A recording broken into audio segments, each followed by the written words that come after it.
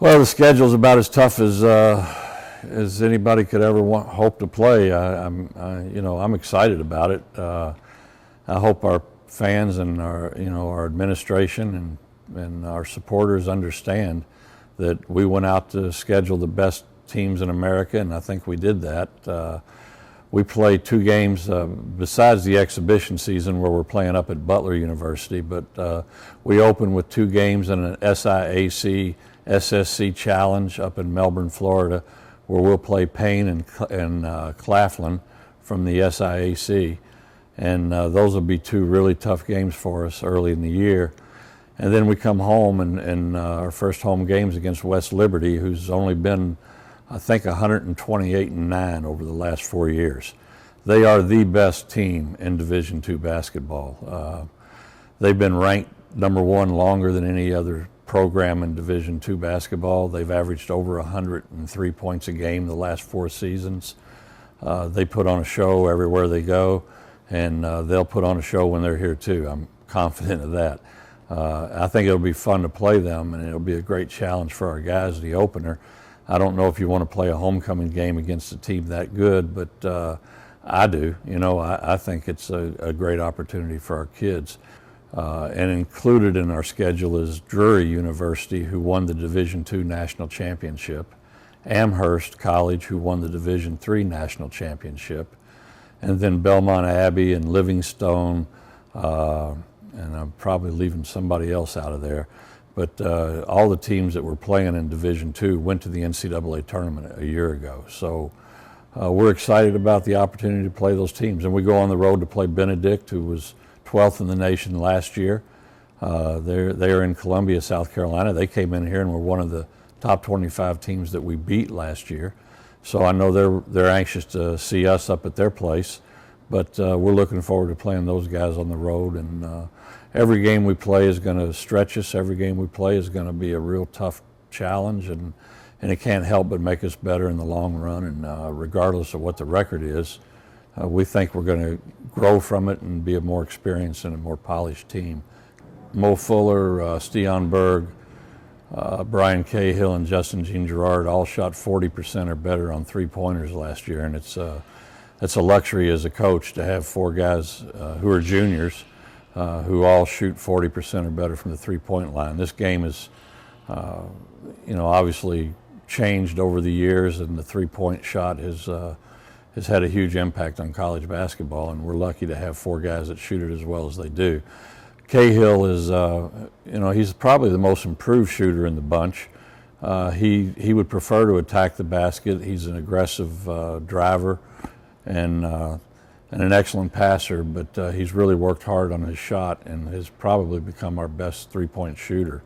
Justin Jean Gerard, when he gets on a roll, is just about unstoppable. Steon Berg probably has the most talent of all the 4 guards in terms of putting the ball on the floor, driving, penetrating, kicking, making plays for teammates.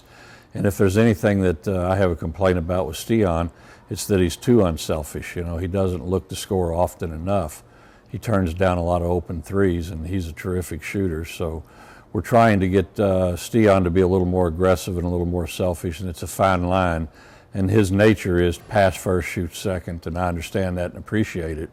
But he's a heck of a talent. I don't think a lot of people realize how good Steon really is. Now, Mo's an interesting figure. He doesn't have the athletic talent that Steon has, or Justin has, or Brian probably has. He's more of a catch and shoot player, and if people defensively want to take that away from him and get up and crowd him, he's not as proficient at putting the ball on the floor and finding shots other ways.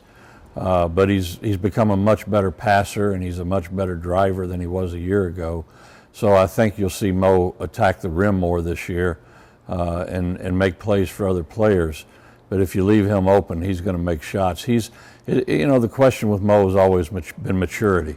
When he lets his emotions get in the way sometimes and gets down sometimes, and we've worked really hard to try to keep him consistent with his emotions, and he's been terrific. He's really grown up a lot in a year, and and I'm really proud of him and proud of the growth on and off the floor for Maurice. So, you know, his father was a terrific player in Indiana. He was Mr. Basketball in the state of Indiana in 1993.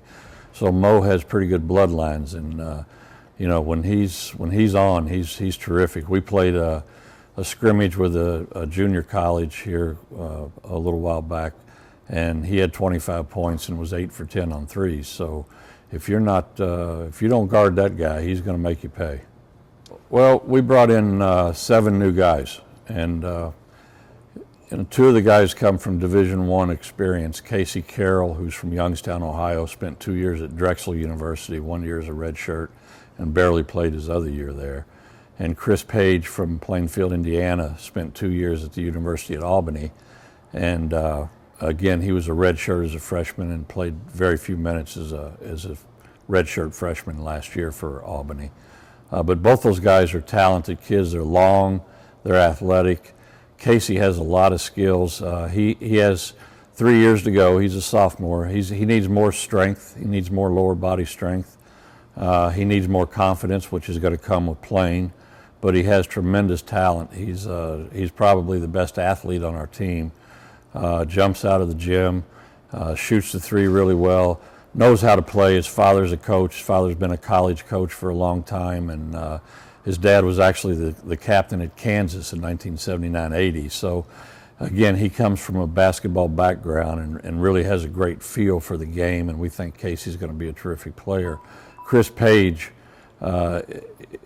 coming from Indiana, he's obviously grown up with basketball, but he's a long, athletic 6'5", 6'6" guard who can put it on the floor, drives to the rim really well, and also shoots the three well.